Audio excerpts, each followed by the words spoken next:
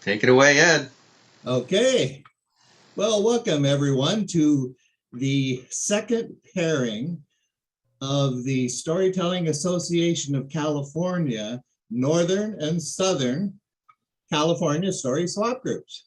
We have 8 amazing storytellers, 4 from each group, and we are going to celebrate the worldwide international event called TELLABRATION.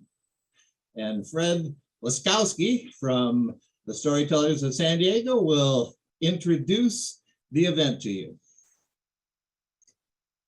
Hello, thank you, Ed. Well, every Tellabration around the world starts off with a very special Tellabration proclamation, and that I'm going to read to you right now. Tellabration Proclamation. In the name of storytelling, the National Storytelling Network and the Storytelling Association of California are proud to sponsor Tellabration. November 6th, 14th, 20th, and 21st are hereby proclaimed to be Tellabration, the worldwide event of storytelling. At this very moment, and on all those dates I mentioned, across 6 continents, in 40 states and 9 countries, from Sacramento to Savannah, Boise to Barcelona, West Virginia to the West Indies, and Sonora to San Diego, over 300 audiences are gathered for this spectacular storytelling event. Without further delay, in joy and in anticipation, let the stories begin.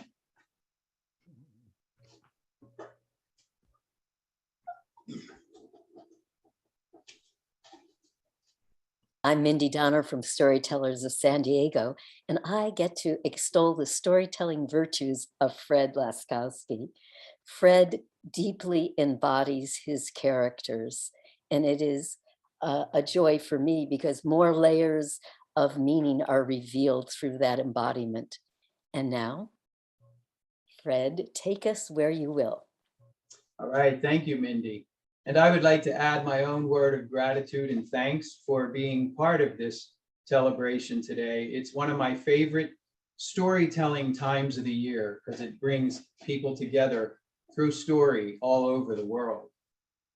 The story I'm telling today is written and told by a man named Jeffrey Lewis, the late Jeffrey Lewis, who was also a movie actor, by the way.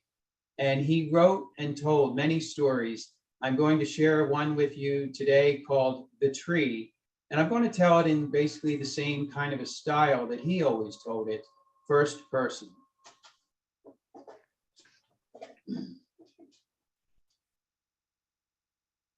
I live on a farm in Kansas.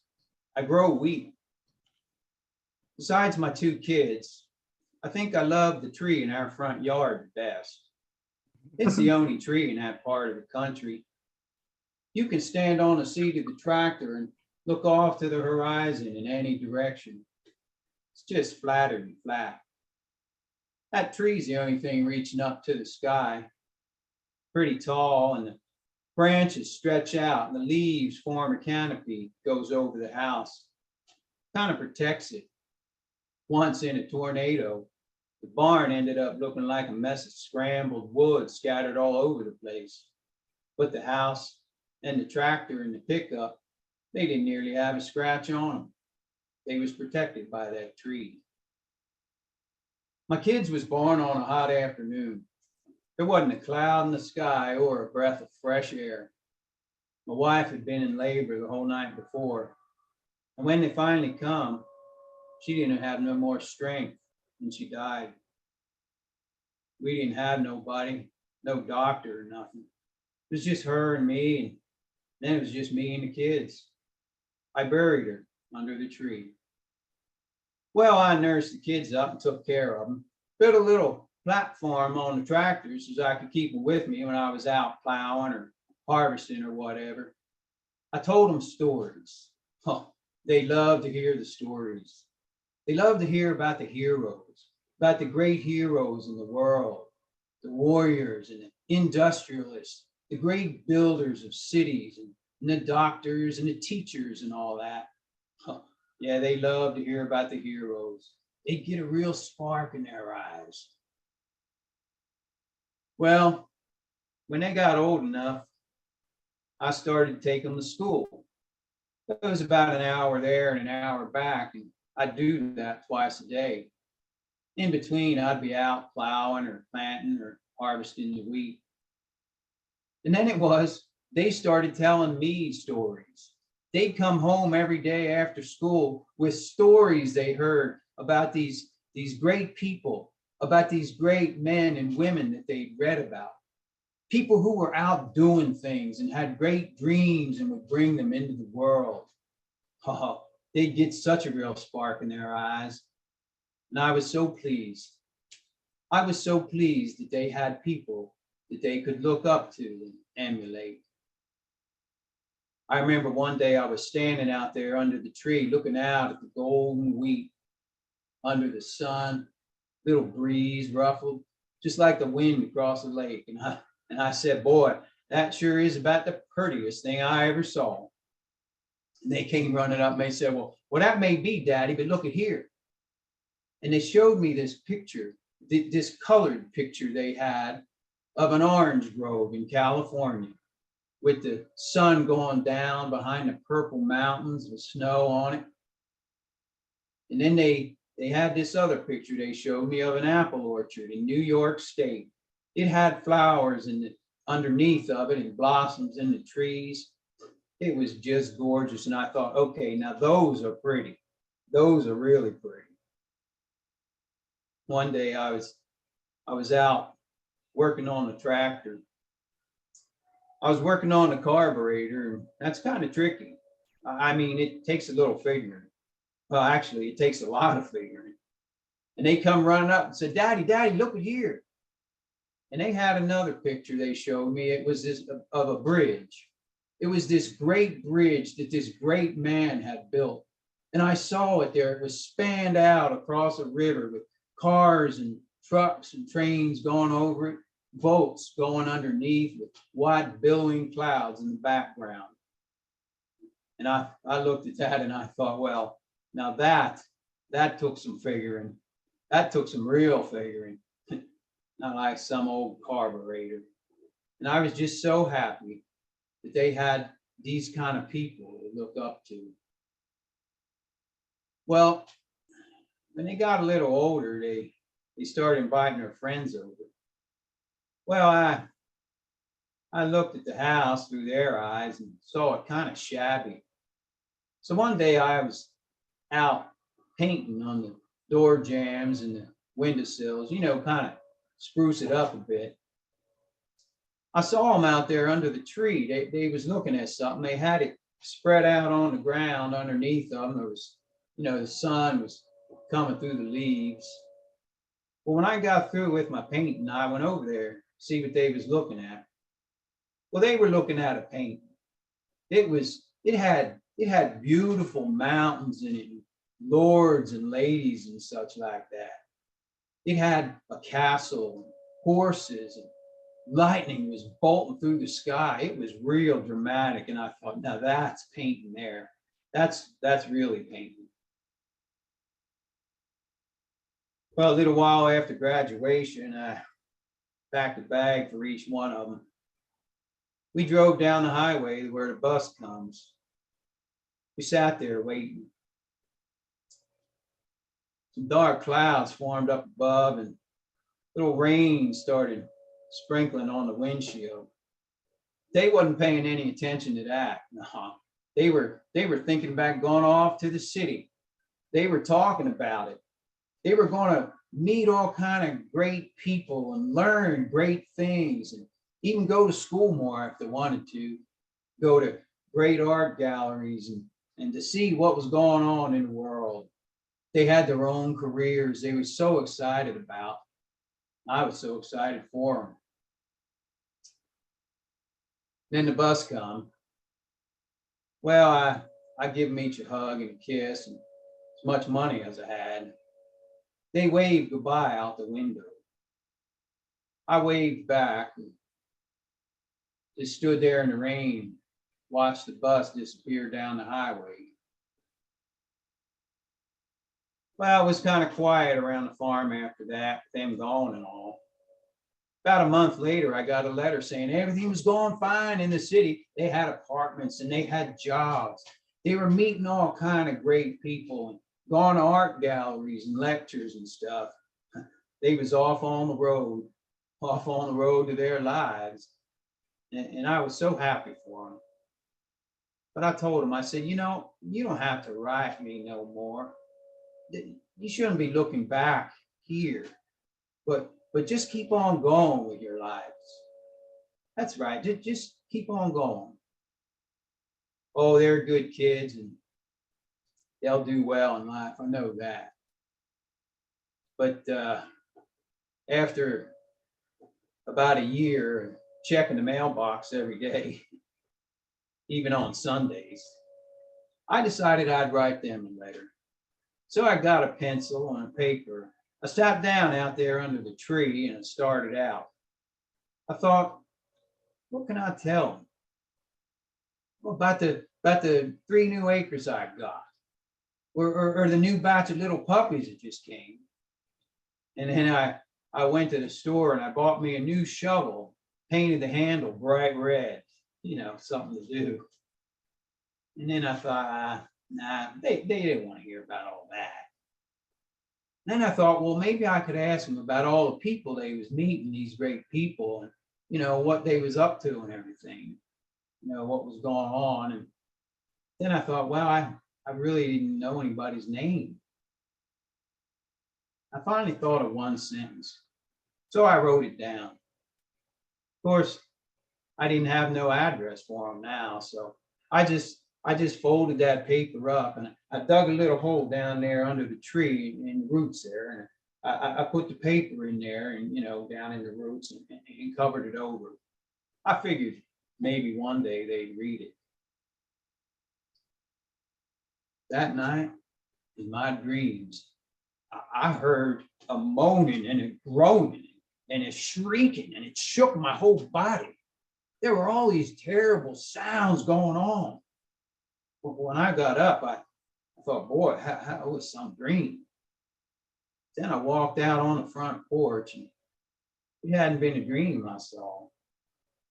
During the night, the tree had grown. I mean, it had grown. The roots, they just stretched out under the ground all the way to the horizon and out under the entire country. The trunk, well, it just shot straight up past the birds, up past the clouds. From way up there, you could look down and you could see the whole country. You could see the cities and the towns and the mountains and the trees, the rivers and the lakes. You could see the production and the industry and the creation and everything that was going on. It was everything my kids had wanted and told me about. The branches, well, they just stretched out and the leaves formed a kind of a canopy. They sheltered the whole country. I sat there for the rest of the afternoon trying to figure what had made that tree grow like that. A little later, I got to thinking about that letter I wrote my kids. I dug down there in the roots and dirt there under the roots, and well, it wasn't there. Instead, where I had put the letter, there was a polished stone, and engraved into that stone were the words that I'd written to my kids. It said, I love you very much. Thank you. All right. Thank you, Fred, especially for taking us on a journey to a place that many of us don't get to experience that type of life, and that's such an important message. You know, I love you. Those are the best words I think any of us can ever hear. So I'd like to introduce the first storyteller from the Storytellers, the Sacramento Storytellers Guild. His name is Dave Tarvin. He's a good friend of mine, and a professional counselor that has turned storyteller. He has many different hats there's one of them here. I've seen him as the cowboy coffee person. I've seen him as a railroad engineer. He wears many hats and has many amazing stories. And Dave is also an artist. He's an amazing artist. So please welcome Dave Tarvin. Oh, well, thank you, Ed. I try to live up to that introduction. It's kind of heady there. Can everybody hear me and see me okay? Because I had trouble getting on and I had You sound great. All right, good. Sound great. I'll start my story, and it kind of starts like this. It all starts with multitasking, because I am retired, and I have fine-tuned the art of multitasking. And several years ago, I was sitting in my lounge chair, reclined back. One task. I was reading an old vintage copy of True West magazine, doing some research on a story I was thinking about doing. Task 2. I was watching reruns of Taxi, one of my favorite shows. Task 3. And I was snoring. I was snoring so loud I was afraid that I'd wake up the neighbors. But actually, I was woke up. All of a sudden, the old tomcat that lives underneath my deck started screaming and fighting with something. And the next thing you know, I woke up and I jumped up out of that chair, and the magazine that was laying on my chest fell to the floor. I knelt down and I picked it up, and there was an article I hadn't seen. And I was stunned. I was captivated. The article was about a town in Colorado called Buckskin Joe. Well, I don't know what it was about that name, but I was just enthralled by that, and I decided I would go the very next day, and I did. I got in my little Honda Element, and I started driving. Well, the next thing you know, I was in Colorado, and I wound up in this little town called Alma. Less than 300 people there. I think it was like 280 at the time. And I spent the night there, and I checked into a hotel, and then I decided I wanted to go out to see the town, and so I drove out onto this forestry road, on this little dirt road, following the signs, and it turns out that Buckskin Joe, it's all gone. It's all gone except for the cemetery. And it was late at night, and I was sitting there looking at the cemetery, reading a little cemetery Boot Hill sign, when suddenly I saw a white light. An apparition appeared. It was a woman dressed in lace, and she had a veil on her face, and in her arm, she had a sheaf of flowers, or they looked like flowers. And she was wandering through the graveyard, and she was stopping every so often, and she would remove one of those flowers and she would lay it down on the grave. And then she would go back to wandering through the headstones and looking and searching, and then she would again lay one down. I was intrigued by watching this. I mean, I'd never seen a ghost before. And so after a while, I thought, what could she do to me? I'm going to go see if I could say something to her. So I got out of my car, started walking towards the cemetery. She looked up and she just poof, disappeared. I walked back to my car and went back to the hotel, and I kind of slept in actually. And the next day, I went to the local coffee shop, the Moose Cafe, Coffee Cafe. And I had my breakfast there, and I was drinking my coffee, and I had a little meetup with the archaeologist from the National Forest there. And I was hoping he would help me with my research, but I kept thinking about the apparition that I had seen. And so when he showed up and we started talking after the pleasantries, I told him my little story and he started giggling and laughing. He said, Dave, that is Silver Heels. She's famous around here. Everybody sees her. And he started to tell me the story. And then he said, you know what? He said, I'm actually doing a book. I'm writing about Silver Heels. And he says, I actually, in my briefcase, actually. And with that, he reached down and he pulled up this battered old notebook and he handed it across the table to me. He said, this is a diary of one of the miners from that town. He said, you see, Buckskin Joe in the 1870s had a population of just over 5,000 people. It was a gold mine in town. And in those days, it was the only town for 100 miles. And one day in that town, the stage came in, everybody went to watch the stage, and out stepped this woman, all dressed in black. And she checked into the local hotel and she didn't talk to anybody. She was a big mystery. People just talked about her. And then a week later, they saw her in the biggest saloon in town, and she became a dance hall girl. Now, I know what you're thinking, but that ain't it. In those days, a lot of dance hall girls, all they did was dance. Men would pay to sit and talk to them and to have a dance because there weren't any women there. And so that was pretty common, and that's what she did. But she was a favorite. She was a favorite dancer. And in 1873, the smallpox came into town and people started to die. All the townspeople, the merchants, the politicians, the minister, the everybody, they all left. They went to Denver, except for the miners. They needed to watch over their claims and to protect that. So they stayed and they started to die. But Silver Heels, she stayed and she started to tend to those miners.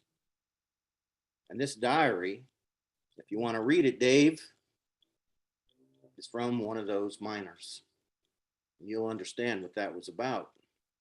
So I took the diary, I went back to my hotel, and I began to read it. And this is what it said. I came down with a fever. It just kind of took me, and I took to my bed, and every day I got sicker and sicker. And pretty soon I was delirious, and I would float in and out of consciousness for days. And one day I woke up in my delirium, and next to my bed sat Death, just looking at me, staring at me. And after a while, he took his hand and he reached out as if he was going to touch me. And I recoiled from that. He came every day for the next 3 days. And each day I would recoil. But on the fourth day, Death was staring at me. And again, he reached out with that hand to put his hands on me. And I began to reach back. Suddenly, there was a burst of light. The door flew open and an angel came barreling through the door. Death turned to look at the angel and he had this look of shock on his face. And he spun like that and he turned into just this mist and bang, disappeared. And the angel, she came and she stood over me and she started to whisper in my ear and to speak to me. And she laid a cold cloth across my head. She began to feed me broth. And that angel came every day for the next 5 days. After that, she didn't come anymore. But after that, I was stronger and I was able to get out of bed and take care of myself. And I did. And when I was strong enough, I went to town and I found all the other miners there who had been helped by the angel. They were all sitting in the country store around that big pot belly stove. We all realized it was Silver Heels, and she was in her cabin on the edge of town. We were waiting for her to come out so that we could thank her, but she'd gone in there and hadn't come out in days. Well, we decided we were going to thank her in the only way that we knew how, so we raised a collection, $5,000 in gold dust. And after a couple of days, we thought, well, we'll just go and we'll give it to her. So we went to her cabin and we knocked on the door. She didn't come to the door. We went the next day, knocked on the door. She didn't come. So on the third day, we took Johnny Law and he just opened the door. She was gone. We surmised that she had caught the smallpox and in her delirium must have gotten up in the middle of the night, got dressed, and wandered out into the forest. She was never seen again. But we knew what would happen to her. So to honor her, we made a little wooden cross and we set up a grave in the cemetery. We drove that cross into the ground and we had a little service right there, but none of us were men of the cloth. We didn't know what to say. So I just told my story. I told about how she had come in my time of need and taken care of me, and how grateful I was for that. When I was done telling my story, I thought, that's not quite enough. And so I pulled out my wallet and I pulled out my handkerchief. And out of my wallet, I pulled the flower petals, pressed flower petals that my wives and daughters back east in Chicago would send out in their letters. And I placed it into that handkerchief. I looked around at the men of the group and then I handed that handkerchief to the next man. And he told his story. And he pulled out his wallet and put petals in there and passed that handkerchief around one by one by one. When it got back to me, I tied it up and I laid it down on Silver Hill's grave. And we just stood there. There was still something unspoken and somebody needed to say something. And I said, somebody needs to say something. But all the men stood there silently. And suddenly, young Bill, he stepped forward. And he said, wait a minute, wait a minute, wait a minute. Maybe something from my mother. I got a letter from my mother. And he pulled out this letter and he began to scan it. And then he read the last part. And he said, we miss you. We love you. We hope that God blesses you. And we hope that God blesses us all.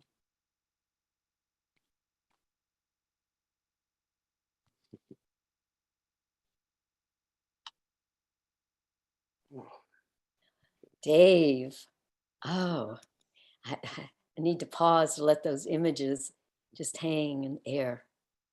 Thank you. That just unfurled with such warmth and gathered us all in. Thank you so much. Well, our next teller is going to be Linda Whiteside from San Diego.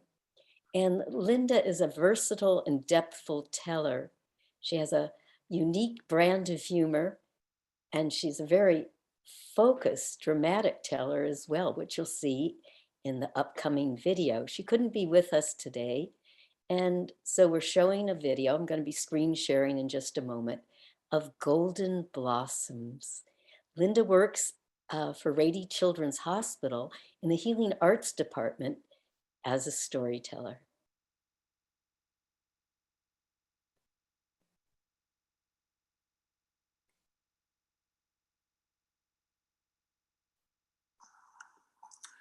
I'm Linda Whiteside from the Storytellers of San Diego. I'd like to tell you a story called The Golden Blossoms.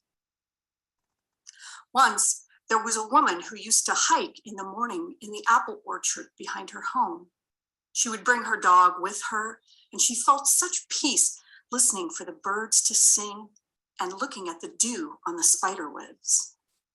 One morning, her dog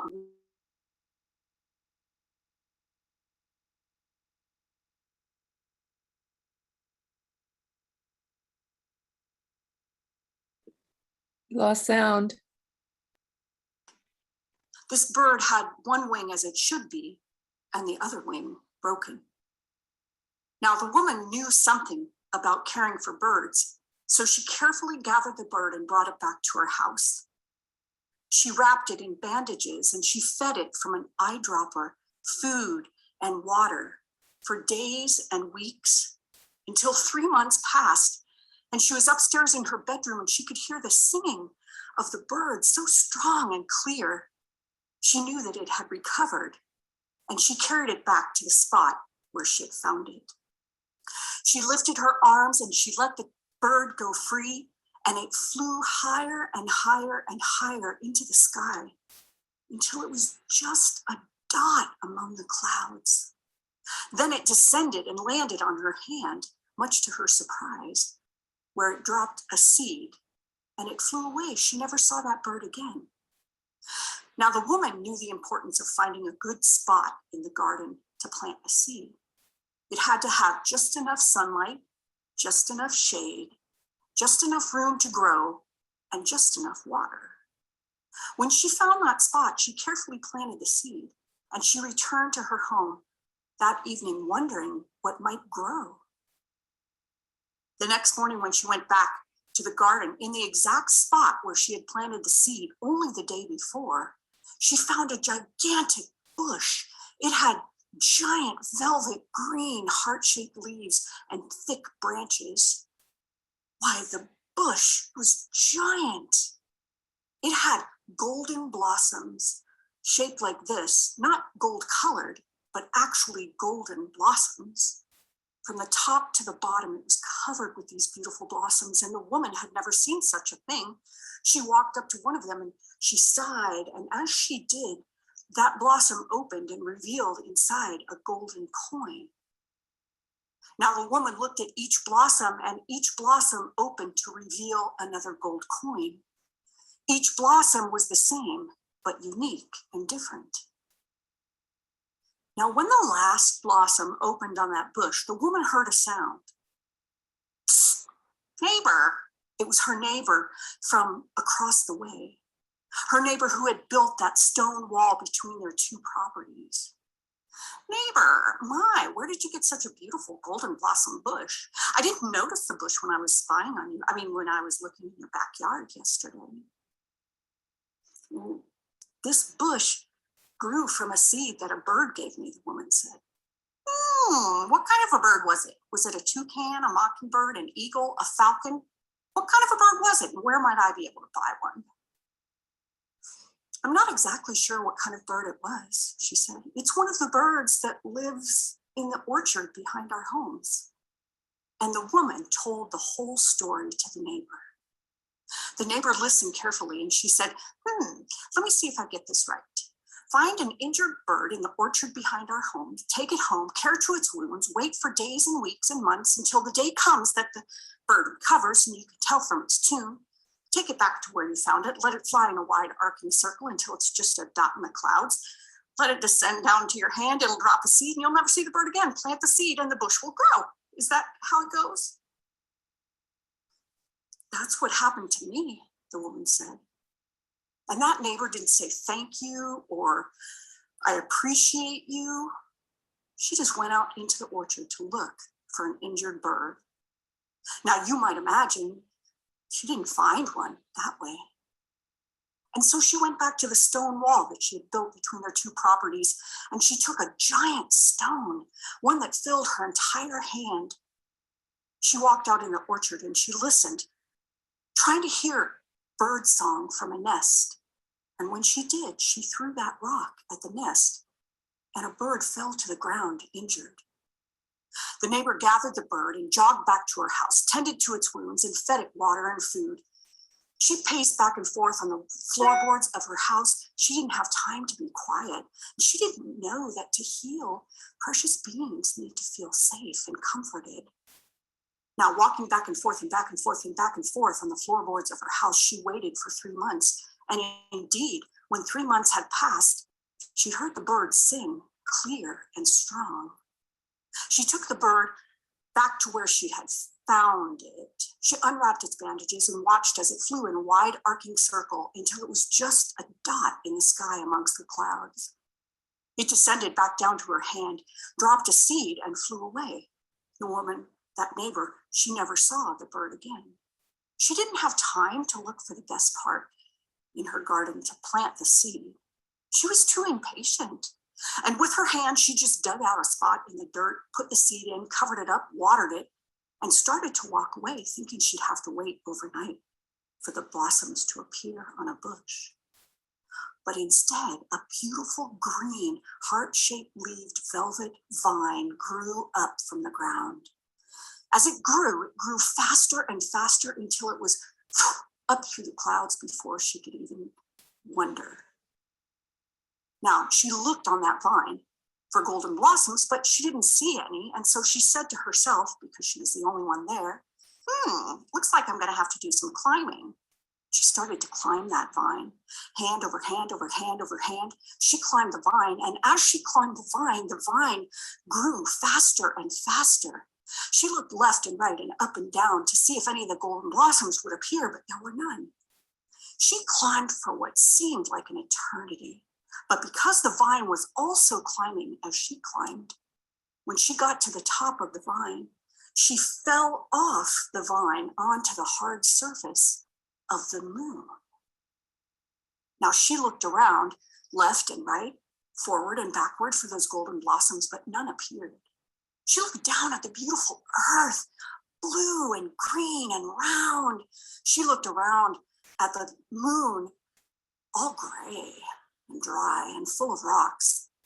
And all of a sudden she felt homesick. So she went back to the vine. She stepped on the first heart-shaped velvet leaf that she could see. And when she touched it, it withered 1,000 times faster than it had grown. Now that woman, they say in the country of Korea, if you're lucky enough on a full moon night, you may see her. She doesn't look very happy. And she's still waiting for those golden blossoms.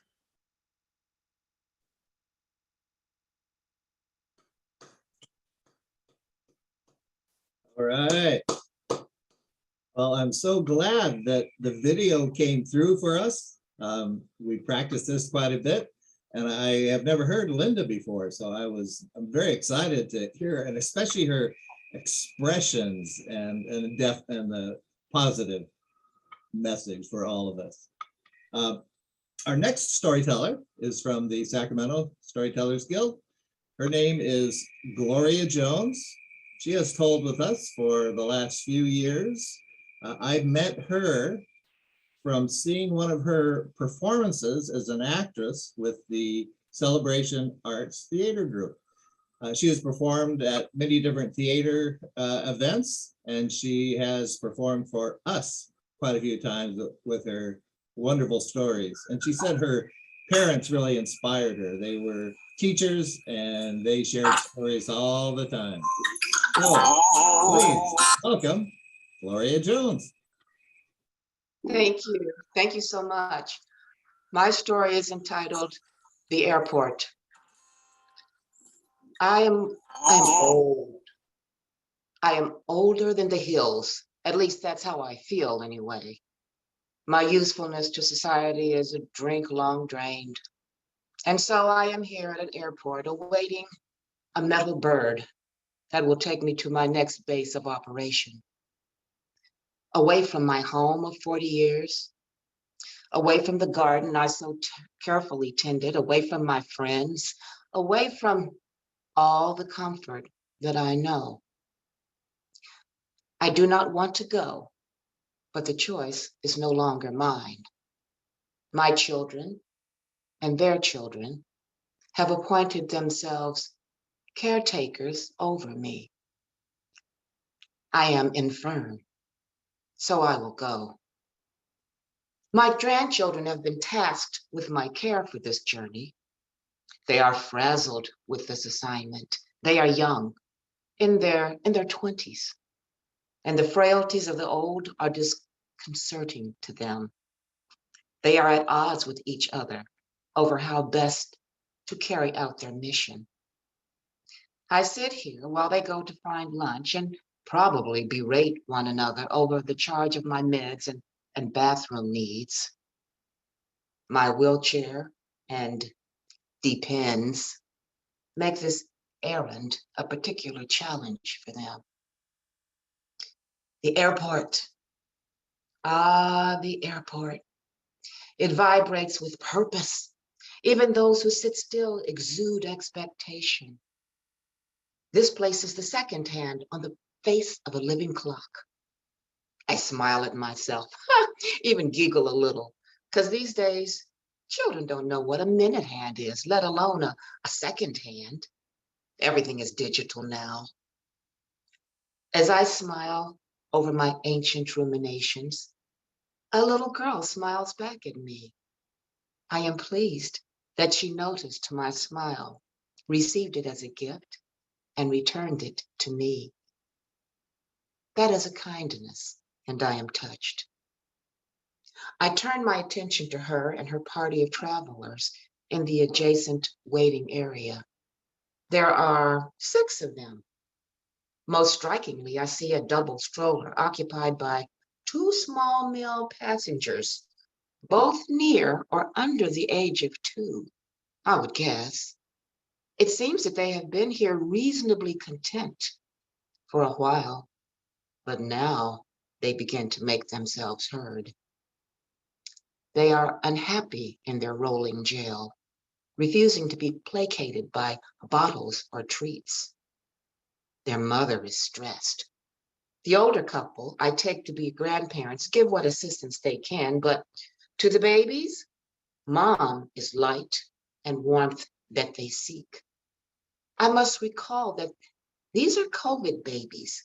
They've been inside with mom for most of their life.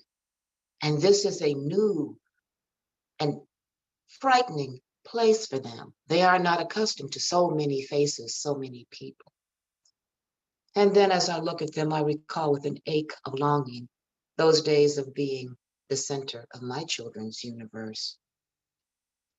The little girl, whom I judge to be 8 or 9, is busy shoring up the debris of bottles and bric-a-brac that the children have thrown in their loud disapproval of their mom's attempt to please them. The little girl is focused on being a sergeant to mommy, that 5-star general. She no longer notices me. I watch this battle between instinct and conformity. I fear instinct has the upper hand. Time grows near for their plane to board. My grandchildren have not yet returned, so I am deeply engrossed in the progress of this party. I am not alone in my interest. Others take note of the protesting babies and the harried mom. Hastily, the grandparents and the little girl circle the stroller, gathering up the necessary bric-a-brac of toddler care. Some passengers stare curiously. Others look up from books or phones from time to time. Some glances are sympathetic, others curious or annoyed. It is time to line up. The little ones increase their protest as they feel tensions mount. Grandma gives encouragement to the embattled mom. Her voice is soothing and sweet. Oh, honey, it will be okay, she seems to say. The airline employee behind the desk clears her throat and begins marching orders for advancement into the boarding tunnel. Since families with small children are among the first to board, Grandpa moves ahead to stake out seating for the party, preferably way in the back. At least that would be my assumption. The little sergeant gathers blankets from the bottom of the stroller. She bunches them up in her arms, stuffing here, tucking there. She is the personification of efficiency. Grandma, looking concerned, carries the slippery winter coats as mom scans the area for anything that may have strayed. The babies release stereophonic, staccato, ear-piercing squeals. They too, as I think of it, are being taken from their place of comfort, and they do not understand. Mother is defeated. She is not sure she can make this journey. Passengers watch now as the little party takes center stage. I am riveted to the scene. Grandma moves forward, slippery coats melting down her shins like ice cream on a hot July day. The little sergeant, holding and dragging blankets, is close behind. But Mom, oh Mom, hands resting on the stroller, behind the howling duo, eyes vacant, shoulders slumped, low, does not move. I can't do this, she murmurs. My heart goes out to the young mama. I remember difficult days. I remember what an effort it took to keep going sometime with the family when they're little, when they're unhappy. But hearing this plea, when they are so close to victory, Grandma is no longer soothing. She turns around with fire in her eyes and looks steadily at her daughter. We are getting on this plane, she bellows.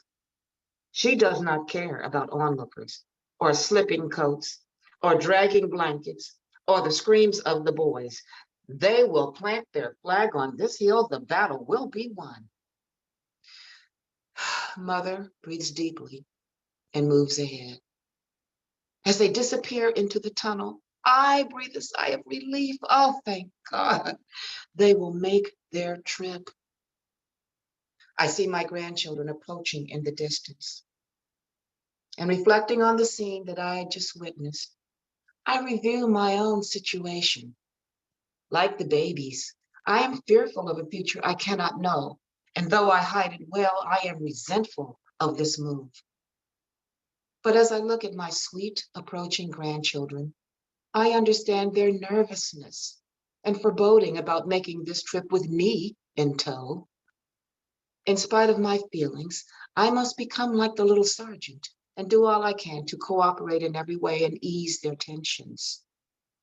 But above all, I must listen to the stern voice inside my head that says, we will make this trip.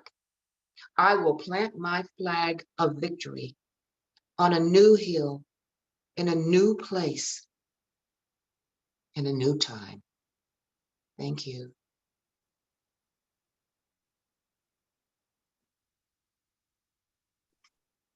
Thank you, Gloria. That's a story that will stay told. And you embodied the mother, the little major, and the grandmother so beautifully. I loved how that repeated, so poignant. Thank you. Thanks so much, Gloria. And now we're going to have a 5-minute save your body break.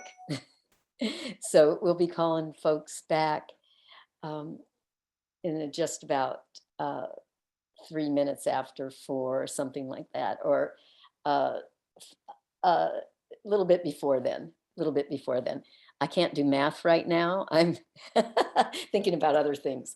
Okay, so go off, chat with your friends, get something to eat or drink, and come back in 5 minutes, which will be 3:53, something like that.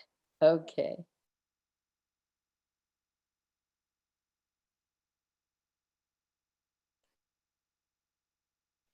Welcome back, story listeners, storytellers.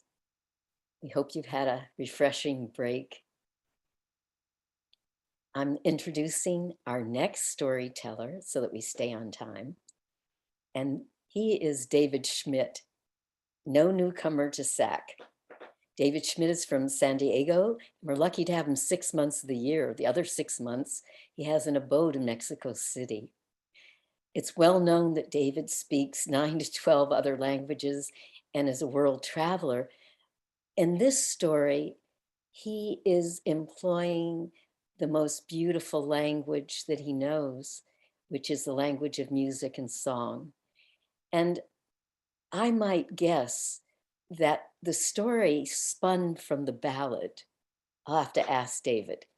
And he's in a place with very little Wi-Fi right about now, so I'll be sharing a screen in just a moment.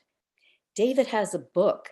He loves this supernatural, everything from the mysterious to the macabre, and it's called Holy Ghost. You might want to check that book out. And so without further ado, I'll be screen sharing David Schmidt. He'll be telling The Fiddlin' Fool and the Fiddler Fair.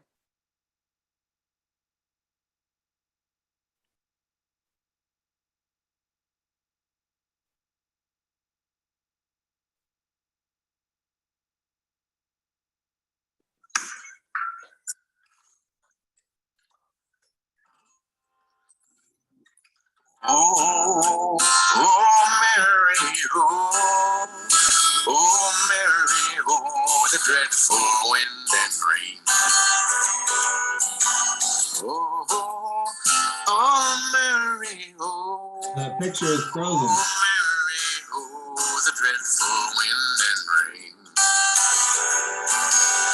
Two little sisters went walking down the stream. Oh, the wind and rain. One stood behind, pushed the other one in, crying, oh. Mindy, our picture is frozen. It's not working. Johnny gave the youngest one a gay gold ring. Oh, the wind and rain. Didn't give the oldest one anything, crying, oh, the dreadful wind and rain. Yeah, Mindy, the picture is His name was frozen. Phineas, but What- most wait a folks second. didn't even know that. What is that, Fred? What is that, Andrew? The picture is frozen, Mindy, and it's also enlarged on my computer, but I believe it's frozen everywhere. So maybe we can just reboot it or Sure. start it from the beginning, maybe? Oh, okay. I'll start it from the beginning. Thank you for telling me that because it's playing just fine. Thanks. Okay. Okay. Try it one more time, and then if it Sure. doesn't work, we can move on.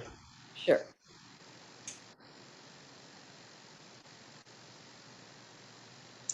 And Andy, if it doesn't work, we can always try mine.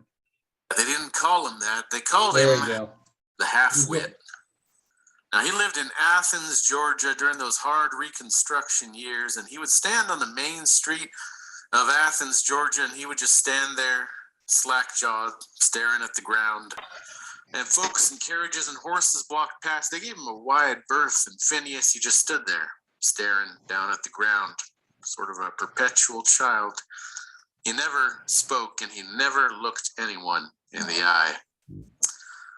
But you see, folks who thought that Phineas didn't have any friends, they'd be wrong. 'Cause Phineas, he did have one very dear friend, Back it up and her name was Belle. further back. or you Now, can- Belle, she was the daughter of a local craftsman, lovely, gorgeous young lady with long, flowing golden hair. And her beauty was matched by one of those peerless characters of total love and grace. And so Belle, she would go and she would talk to Phineas, but the most interaction the two of them ever had was when Belle and Phineas would pull out their fiddles. You see, Phineas, he might have lagged behind all the adults in Athens, Georgia, in every way except one. And that was in his fiddling. See, when he picked up his fiddle and picked up his bow and started playing, then folks would gather around real close to him and they would stomp and clap their feet.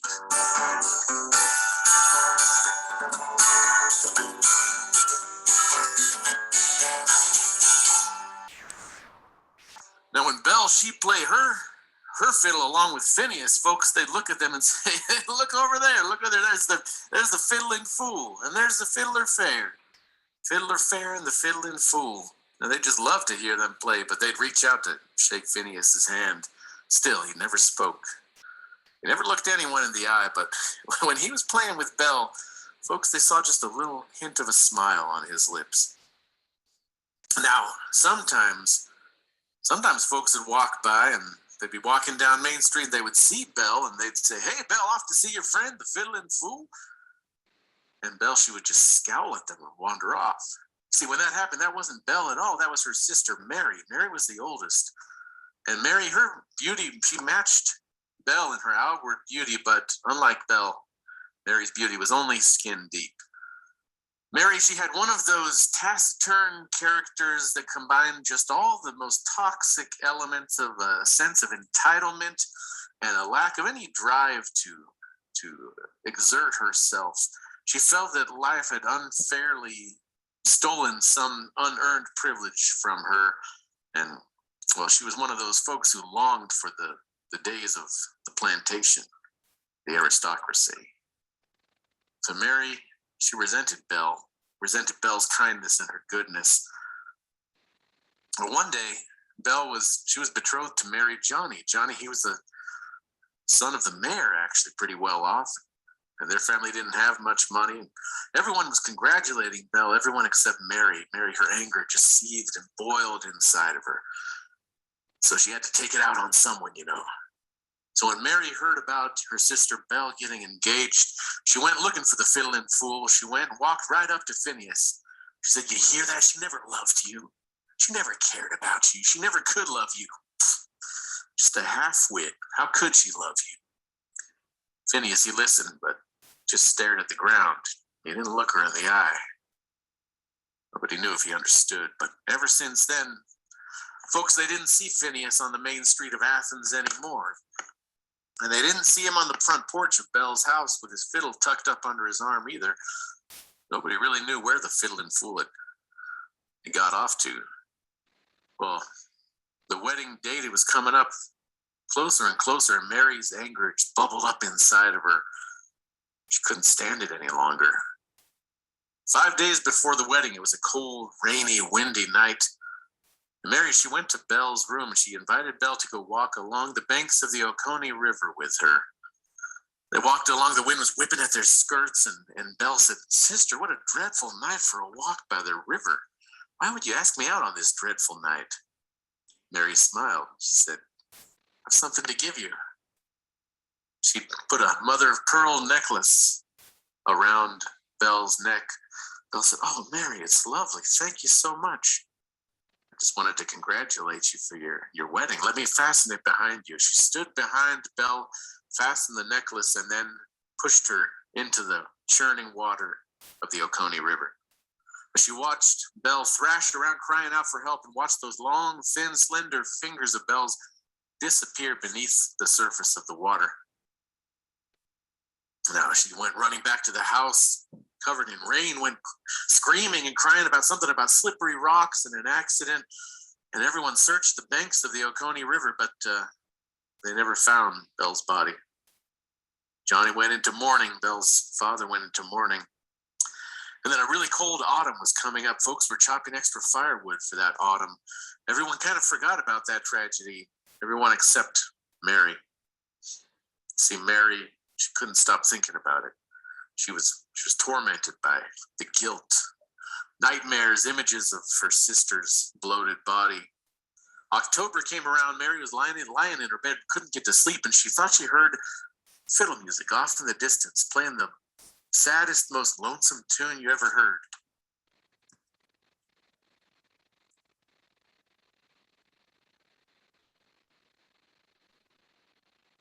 Yep, looks like we're frozen again, Mindy. Oh, okay. She heard that song the next night and the next night and Good. the next. Okay. That song, it was driving her crazy. She hardly ever took food. She couldn't sleep. She just locked herself up in her chambers. Finally, the last night of October came. She lay there. She just shut her eyes. She waited for that nightly music to begin, and she heard it. But this time it was different. This time she heard it much closer. And it sounded like it was actually coming from inside her room. It's all around her. She squeezed her eyes shut, but finally she couldn't do it anymore. She opened her eyes. She looked up. There, standing above her, there was the fiddling fool, Phineas. He was playing that long, lonesome tune on his fiddle, and he was looking her directly in the eye. She looked up at his fiddle bow, and she noticed it wasn't a normal fiddle bow, that it wasn't normal horsehair. No, it was long, golden hair, human hair, that bow was strung up with. And she noticed that the fiddle pegs, they were made of long, thin, human finger bones. She just sat there watching Phineas play that fiddle. The next morning, Mary wasn't in her room. Everyone went looking for her. Her father went and asked the neighbors if they'd seen her. Nobody had seen her except for one farmer who lived nearby the river. Farmer said, yeah, it was the strangest thing. I saw her just wandering along the riverbanks all by herself. She was just whistling this long, lonesome tune, the saddest, most lonesome tune you ever heard. Now, just like Belle, nobody ever found Mary's body after that.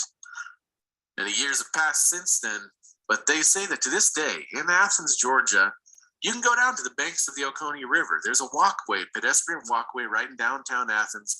Now, if you go there late at night, if you wait till after all the bars and shops have closed up and all the partiers have gone home, if you can walk along that long walkway, sometimes on a cold, rainy, windy night, you can hear the sound of two fiddles harmonizing, playing harmony with each other, playing the saddest, most lonesome tune you've ever heard.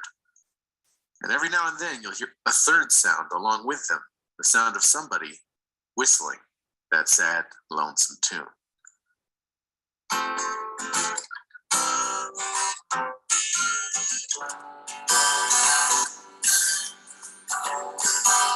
Johnny gave the youngest one a gay gold ring.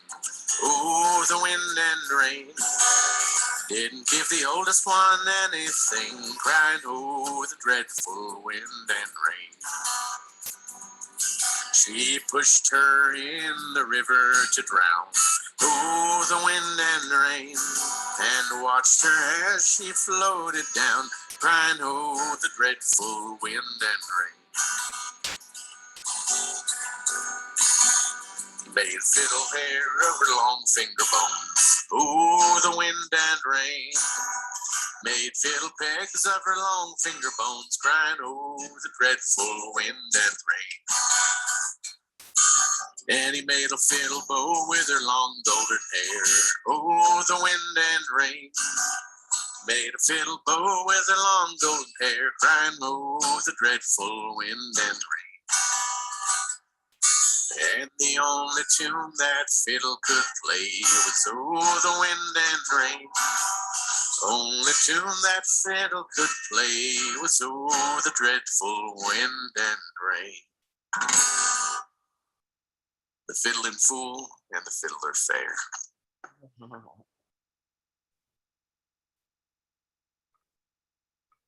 Okay.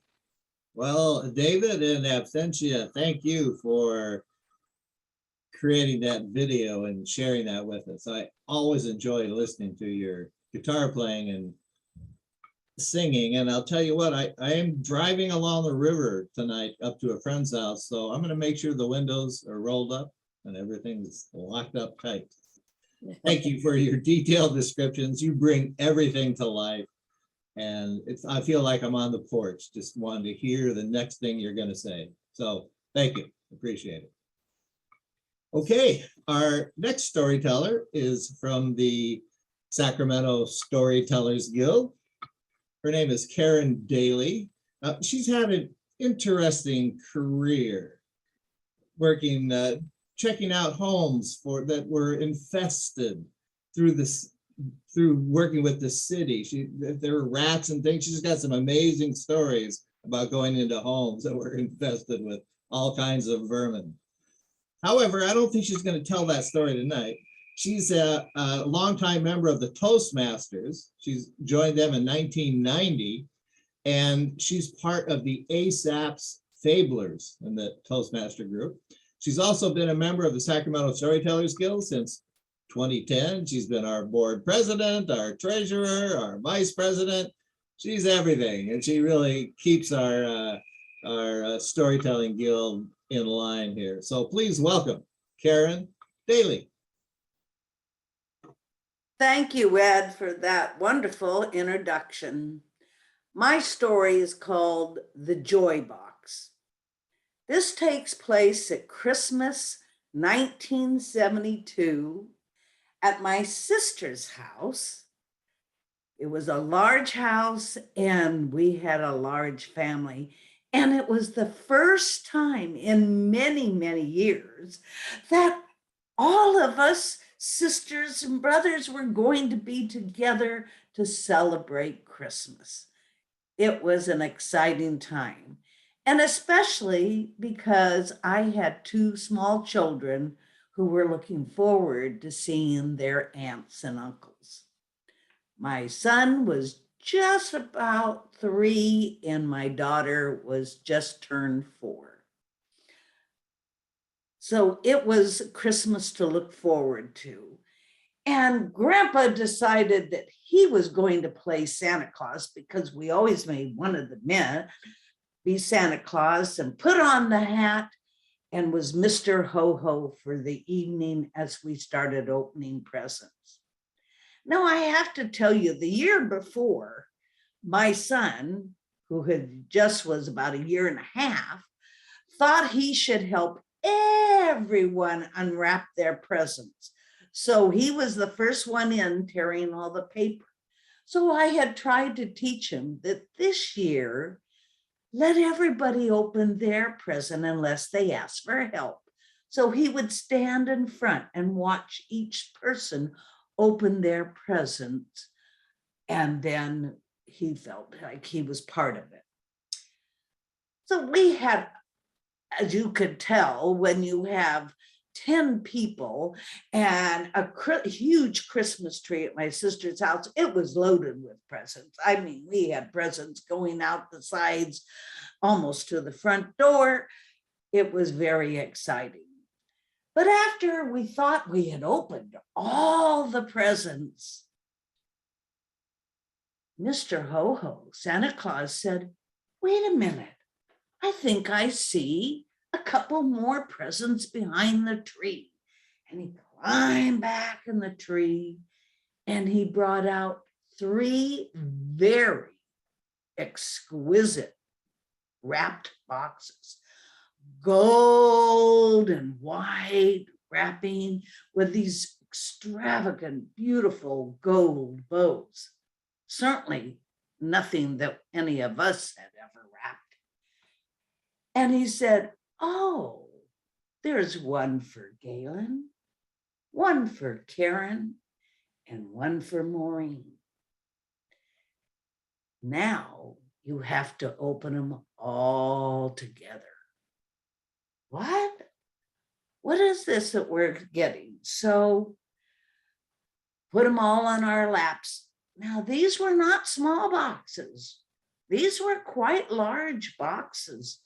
And as I said, they were so pretty. My sisters and I, we didn't want to tear that paper at all. So we untied the bows very carefully, took the tape off each side and unwrapped the bows. Oh my Lord, the boxes were just as pretty as the wrapping. We didn't want to even tear the boxes open. But Grandpa came by with the scissors and slit each of the tops of the boxes, and we all then opened our boxes. And each one took out a beautiful jewelry box. And one by one, we lifted up the tops, and each jewelry box played a different tune. Each jewelry box was picked especially for that daughter, or as my dad called us, his princesses, had picked out each special jewelry box playing a special tune. Mine was Somewhere in Time. It was a beautiful movie that I loved, and I always loved the music. Well, we were just flabbergasted because we knew this was probably well beyond what Mom and Dad could afford.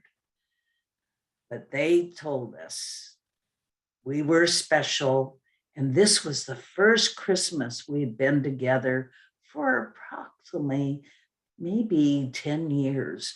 So they wanted to make it special. And then Santa Claus says, wait a minute. I think I see another box behind this tree."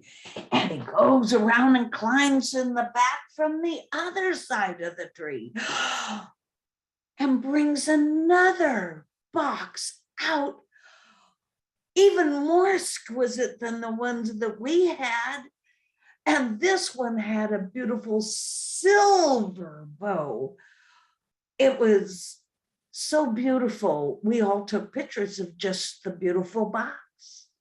And he read and he says, oh, this one is for Mrs. Ho-Ho, for Mrs. Santa Claus, and put it on my mother's lap.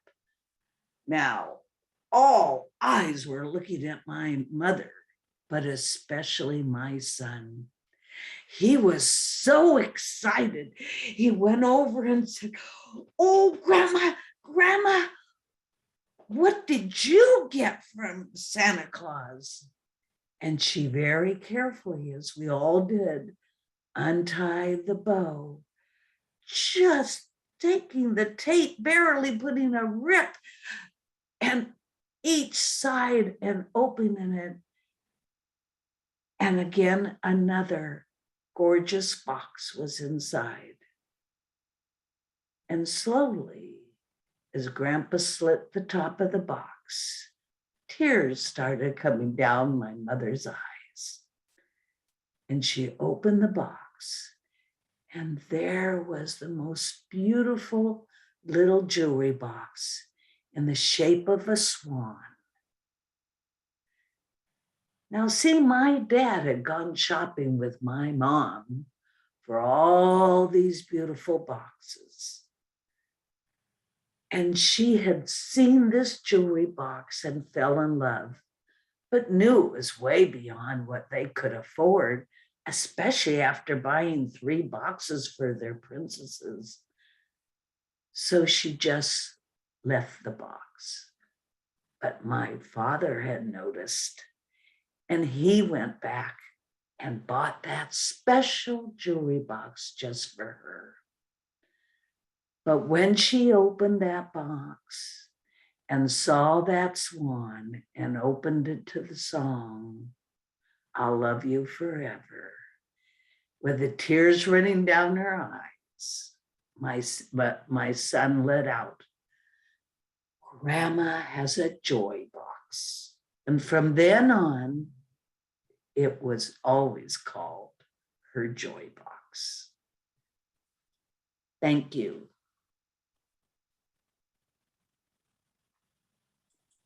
Karen, that gentle anticipation that you built and the savor of it.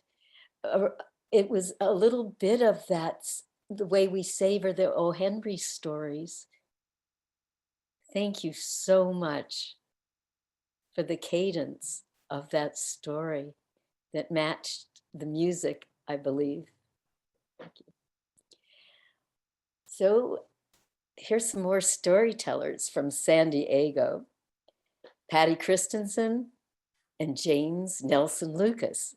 And together, they're known as the Patchwork Players. And the Patchwork Players bring a lot of mirth and merriment, always with a clear and healing message. They too work in the Healing Arts Department at Rady Children's Hospital as storytellers. And separately, they're powerful storytellers. But when they get together, there's a bit of magic that happens. And during this time of much Zooming, they've perfected the handing off of props, which today, I think they're in the same place, but I'm not sure. And so without further ado, they're going to be telling the story of Storytellers to the Rescue. Well, this story happened actually quite a few years ago when James and his wife and Patty and her husband, we decided to go on a camping trip to, well, we went to several different places, but we went to the Grand Tetons National Park in Wyoming. Beautiful, beautiful country. We had such a wonderful time at that park, and we did hiking and campfires, but then we found out something quite interesting. Yes. Back at this time, this was one of the only parks in the whole national park system that allowed anybody, any age to become a junior ranger. Not just for kids. Anybody here could become a junior ranger. And Patty and I thought that sounds like something we would love to do. Well, for whatever reason, our spouses thought they would pass on it. Yeah. Who could understand? Yeah. But we immediately got our little junior ranger handbook Yes. and started out. All right. We had to go to Ranger Talks, and we had to learn about how to identify trees from leaves and how to identify animals' footprints and to study the ecology all the way from apex predators down to waterways, all these things. Well, and there were puzzles and questions and things to interview people. And finally, at the end, we had completed all of our tasks and we were ready. Yes. We found a ranger and we were ready to be sworn in. Yes. We took the junior ranger pledge.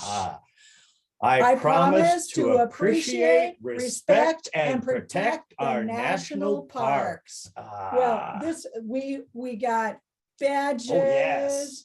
We got a junior ranger patch. We are official. We got caps, and we were excited.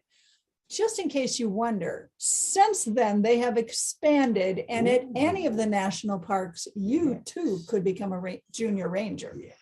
But time went on, and later on, we were on yet another camping trip. This time we were at Sequoia National Park, and we were lucky enough to be there just as spring was springing, and the campgrounds had been closed all winter for snow, and we were among the very first to be able to stay that season.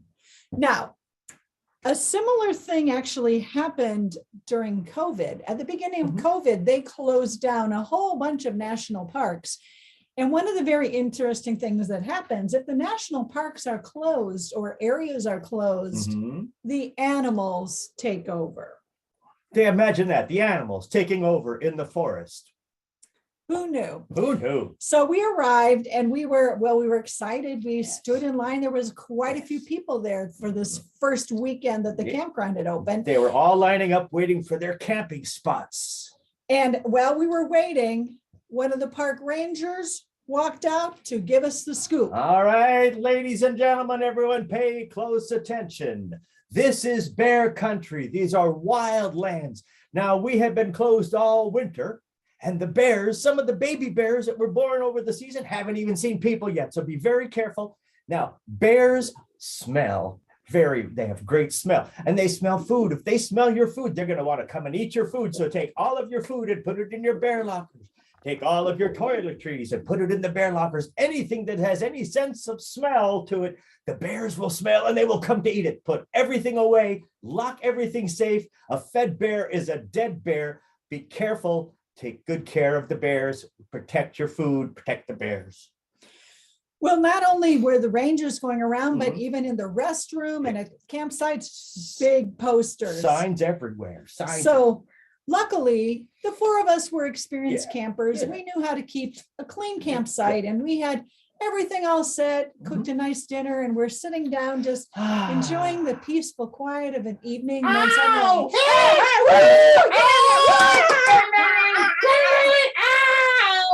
from the other side of the campground, we heard just a raucous noise. Wow, a great hullabaloo. So we did what most everybody in the campground did, wandered on over to see what was going on.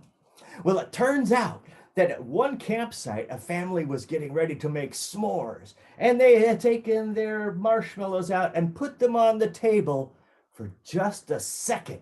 But that was enough time for Mama Bear and the babies to catch a whiff. And so they came over, and by the time the family came back, they had grabbed the marshmallows, and then they got scared by all that noise. So the two baby bears ran up the tree, and everyone was, oh no, what are we gonna do? There's a bear in the tree. So it took a while for things to calm down. Back away. Send people back. The bears went down. The mom and the baby trotted off in the woods.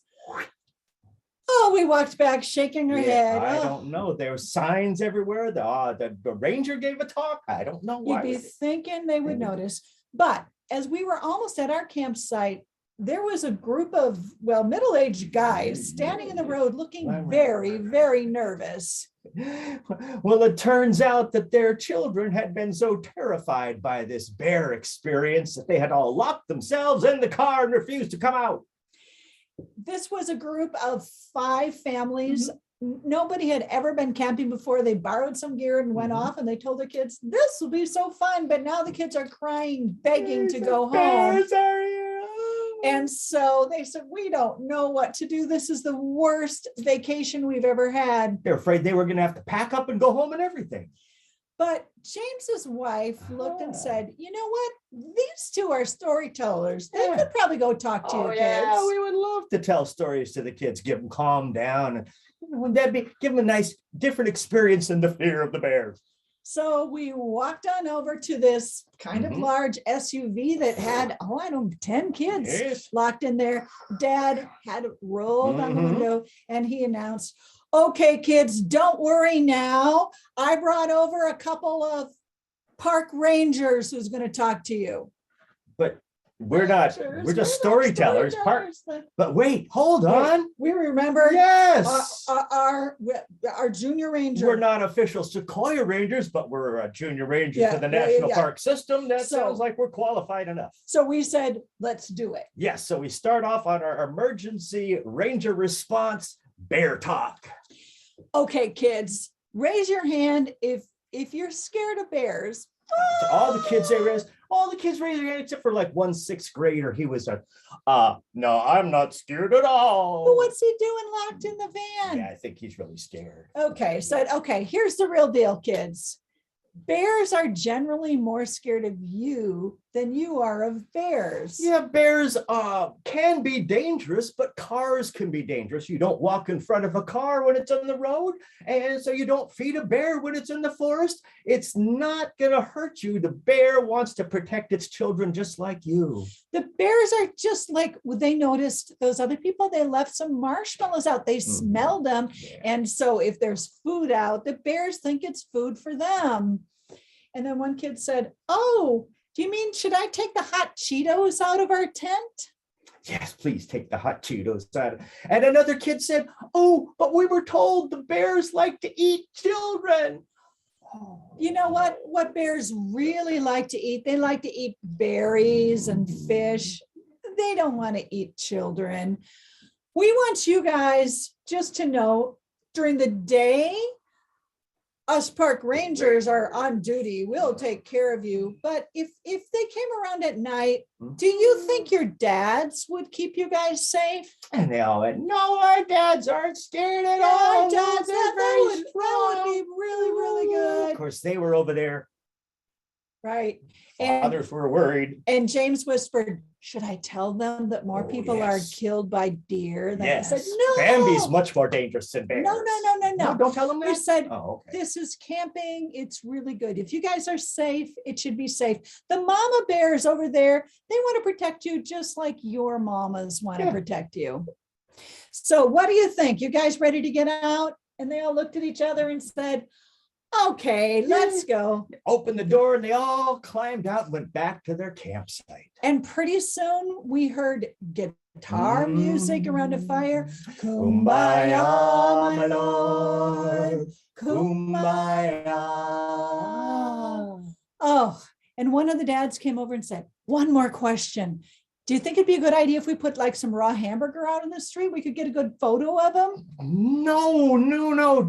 Feed the bears anything. It's not for bears. But in the morning, the group of dads came over and they wanted to shake our hands. I said, thank you so much. You rescued us. This was going to be the worst camping trip ever. The kids are now starting to make plans about where are we going to go on our next camp out. This is really good. So as it turns out, this was another good job for the junior rangers and Storytellers to the rescue. Hey,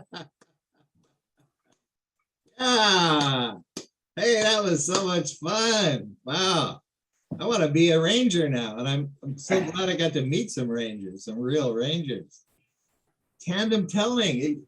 I can't recall the last time I've seen it. It's really exciting. And I just love the way that you play off of each other and your humor and your seriousness and the flow of the story. And you guys just interact so seamlessly together. I really appreciate that. Thank you so much. All right, so our last storyteller tonight is John Petrick, and he hails from a small farm in South Dakota where he was raised as a young child, but then he had many other adventures. And we were fortunate enough to have him come into Davis and find out about storytelling about 1 year ago. He listened to us tell a couple stories. He joined the Sacramento Storytellers Guild. He's hosted one of our events. He's got into storytelling. He's a natural for this field. He's got some interesting stories. So please welcome John Petrick. Thank you, Ed. Everybody can hear me? Okay. Well, I wrote this story last Christmas. Last Christmas, my wife and I were in Helena, Montana, and our daughter, Emily, was having her first baby. And the baby boy was born with the assistance of a midwife on Christmas Eve. So much of this story is true. A few of the details are made up. I'll let you decide which ones those are. What is that? What's that sound? Santa woke up. Oh man, that's that baffle in the kitchen. That's banging. Oh man, that only bangs when the wind is blowing 50 miles an hour. Oh, just what I need, a 50-mile-an-hour wind on Christmas Eve.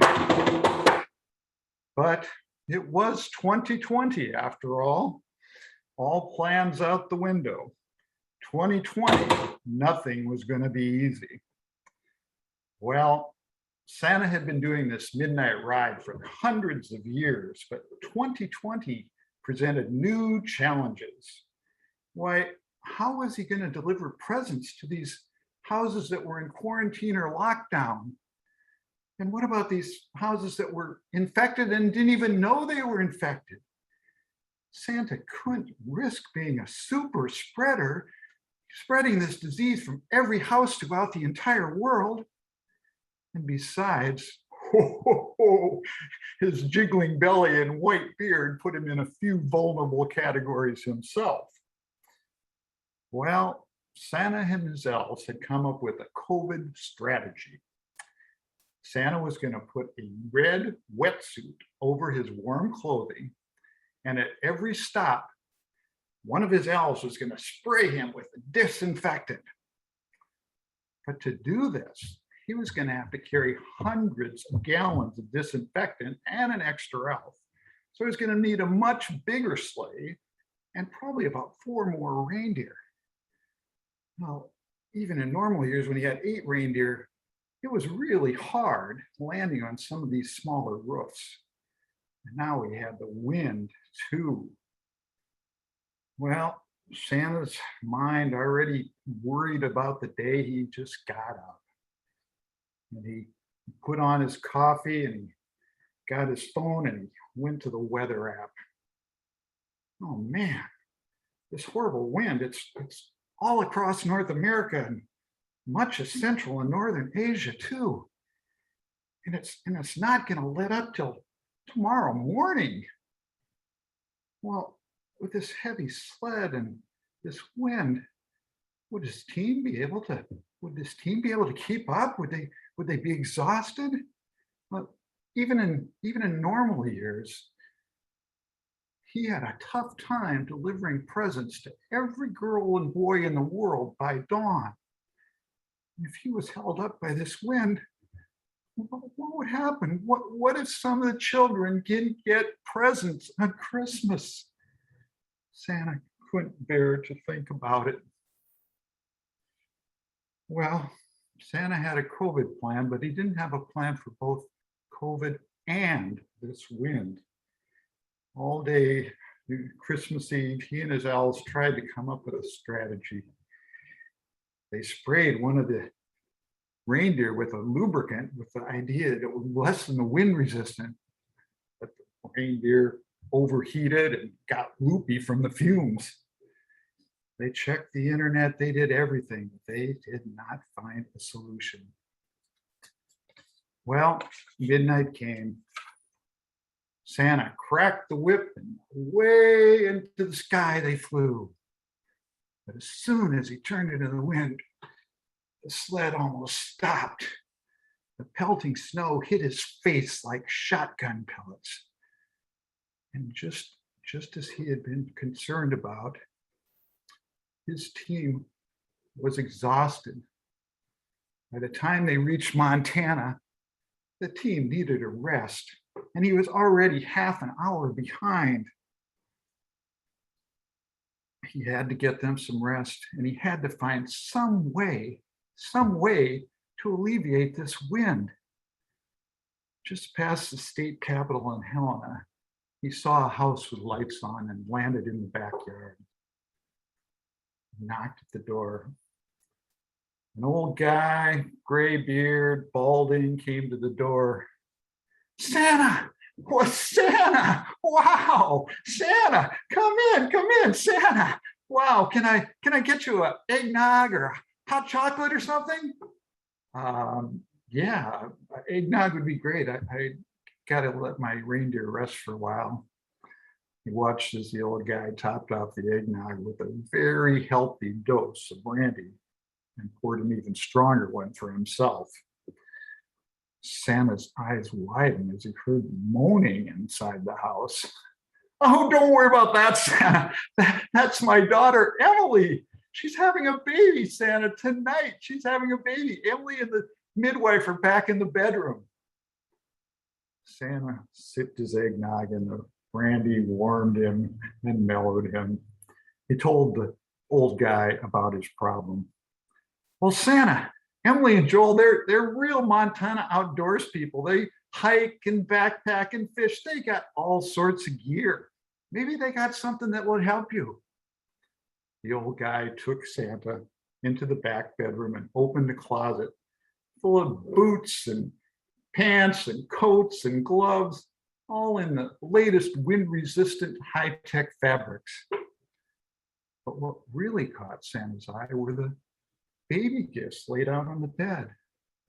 Brightly colored booties, socks, caps. But what really drew Santa was just a plain blue baby blanket. The old guy saw Santa where Santa was gazing. I'm sorry, Santa. You can't have that one, I'm afraid. My wife made that. That one is really special. Every stitch is sewn with a mother's love for her daughter upon her birth of her first baby and for the love of a grandson yet to come. I understand that, Santa said as his eyes moistened. I think I better go. Thanks for the eggnog. Outside, the reindeer had nestled into the grass and enjoying their newfound shelter and rest. Santa dejectedly got them up. Just as they roused, the old guy came running out with the blue blanket. Here, Santa, I guess you can take it. Please take it. Just bring it back and don't tell my wife. Santa wrapped the blanket under the harness of the lead reindeer. They took off above the state capitol. As if by a miracle, the sleigh sliced through the wind. Santa should have known. The most powerful thing in the world is a mother's love, and not far behind is a grandmother's love for her daughter upon her first baby. The wind was no match for a sleigh enveloped in such love. Santa quickly gained time and in fact finished several minutes early in the Southern Hemisphere. He had to get back to Helena to return the blanket. Coming up over McDonald Pass, he could see the lights were still burning on 6th Avenue East. He landed, he kneeled down in front of the front reindeer, and he saw that the blanket was ripped and torn by the wind, was ripped by the rubbing harness. It was stained and it smelled of reindeer sweat. It was barely more than a rag. Ashamed, Santa tucked the blanket inside of his jacket, knocked on the door. As the old man opened the door, Santa was greeted by the sounds of a newborn baby crying. "He's here, Santa, he's here. He was born about an hour ago. Santa, come in, come in, come in." The old guy took Santa back to the bedroom. Santa took in the scene. The exhausted but radiant mother with the tiny babe to her breast. The anxious father, the glowing grandmother, the efficient midwife kneeling around her. All that was needed was a donkey in a manger. Santa held out the blanket. "I am so sorry that I have ruined this blanket for you, but I want you to know, I hope you understand that it was love from this blanket that saved Christmas for thousands, if not millions, of little boys and girls across the world. Thank you so much." He took the blanket and swaddled the baby in the blanket. "This is your miracle blanket, little buddy. Thank you so much. Don't let go of it, okay?" A tiny hand came up through one of the holes in the blanket and grasped the torn lining. Thank you.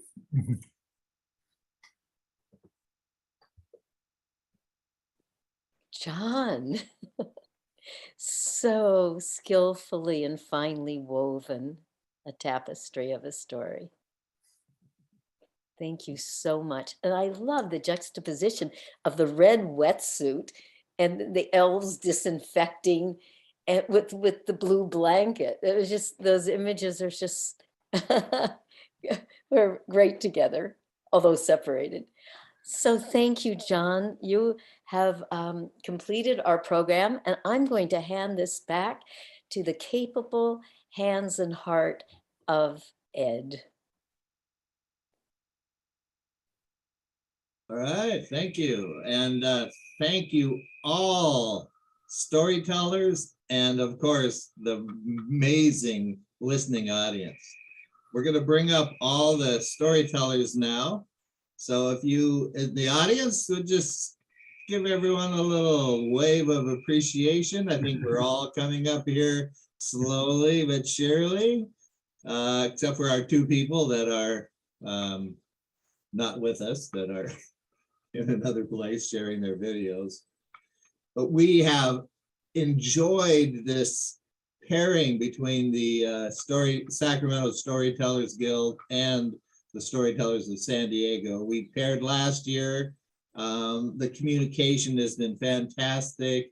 We've all gotten to know a lot of different people. We've learned quite a few things, especially about this Zoom technology through our mini practice sessions. And we will be doing this again next year. TELLABRATION is an annual event, and the Storytelling Association of California is dedicated to keeping these pairings alive. It's a good way for Northern California story swap groups and Southern California story swap groups to get together. Now, this is also sponsored by the National Storytelling Network.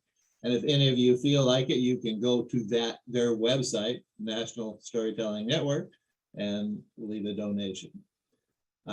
So thank you again. We are going to just leave everything open right now. If anyone wants to chat, anyone has an announcement, I think you can hit on your screen, you can hit on your reaction button. You could raise your hand like I just did if any of you have anything that you want to add or something you want to announce.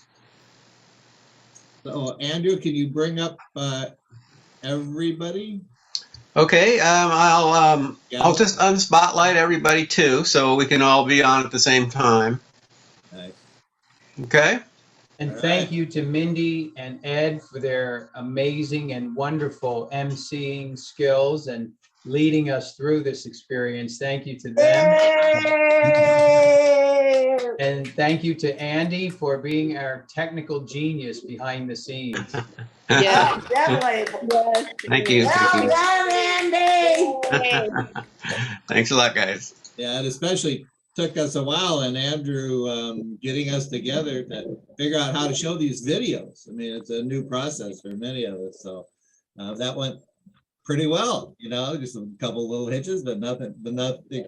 The stories kept going, so that was fantastic. Yeah. I'm glad we can do that.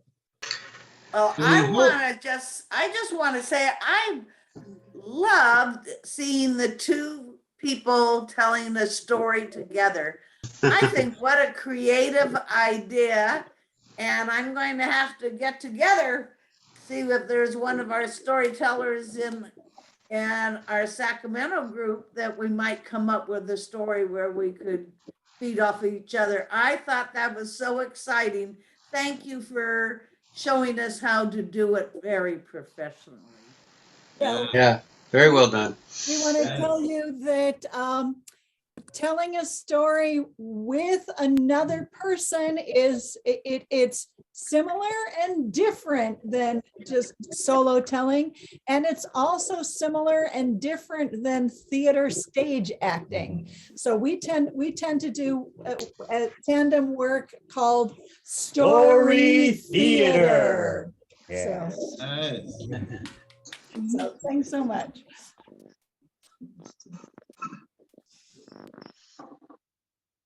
And also, if any of you are listening for the first time and you're not part of these groups, contact either of our groups and you can come and practice your own storytelling. We have, for the Sacramento Storytellers Guild, we have a monthly gathering and we welcome new people to come in and try to share a story. You don't have to be professional. It's a learning process. I mean, look at John, who told this amazing story and he's only told a few times, you know. I mean, he's so that's an example of people can come in and learn a lot. There's a lot of workshops out there available, and everyone, I definitely want to encourage you to join the Storytelling Association of California. You can just go to that website, Storytelling Association of California, and dues are $30 a year or $50 for 2 years. There are just so many activities, so many things to get involved with. We are beginning a new thing with children's programming for young children. We did a pilot and now we're going to expand it and get more people involved. So if you're interested, you can go to the Storytelling Association website and click on children's program and contact me and let me know if you're interested in doing that for young kids. It's kind of the 3, 4, 5, 6, 7 in that age range that we're focusing on with this group. But we also have another program called the Jenny Fund, which we actually hire tellers to go into schoolrooms. And we've been doing it through Zoom right now, but we're looking for schools also, underserved schools in particular. So if you know anywhere in California, if you know of schools that would like to have 3 or 4 tellers come in and do storytelling program, do just a one-shot storytelling thing, tie in with your curriculum. We've done it once with a 5th grade class. And we did it over a 3-4 month period, and we had 3 tellers and they followed the 5th grade teacher's curriculum. So there's many things on the Storytelling Association of California website you can check out. Anybody else have anything they want to add or talk about? The next Sacramento Storyteller Guild is going to have their next presentation on December 18th. You can be the SAC website has the link for that. And hopefully by then, the Sacramento Storytellers Guild will have their website up and running by then too. So we'll be able to share that link with you all. We'll see. Got to get a board vote on it. I just We wanted from to St- thank all we the from- storytellers, the Yeah. other storytellers that came tonight. It was a wonderful variety of stories and styles, and it was just a very enjoyable night. Thank you. Thank you. I agree. I agree. And I'm speaking now. It's very hard when we're all open to know who's speaking when, but I'm thanking for Storytellers of San Diego. I know Fred has mentioned thank yous. It was a fantastic program of such warm and human telling. And kudos to Ed, Sarah, and Andrew for just being the most wonderful people to work with, and so accommodating and warm. And yes, we didn't know we were going to have two. We knew we would have one video, and so two somehow can double your pleasure, but sort of doubles the tech load. It's hard to explain. But thank you so much. We are so appreciative. Yeah, you did a great job, Andy. Thank you. All righty. I will see you all in December. All right, Karen. See you on the 10th. Bye. Hi, everyone. Thank Thanks. Bye. Thanks Thank for you. coming. Thanks for Great. coming. Everybody did a great job. Fantastic. Yes, great stories.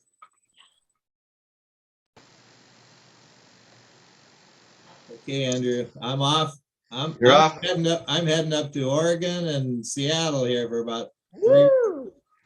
Nice. Have a great time, Ed. Have Oh, a man. great time. Catch you Happy later. holidays, Ed. Bye. Okay, guys, I'll sign off then. Thank you. Okay, thank Bye-bye. you. Thank you. Oh, I got to stop recording. Ugh. There we go. There was a little red